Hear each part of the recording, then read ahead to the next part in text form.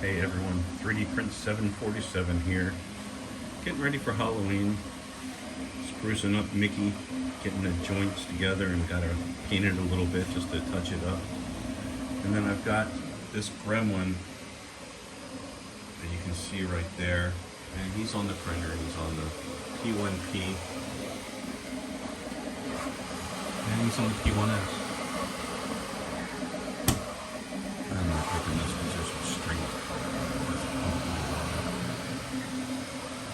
And we're doing Batman this year as my costume.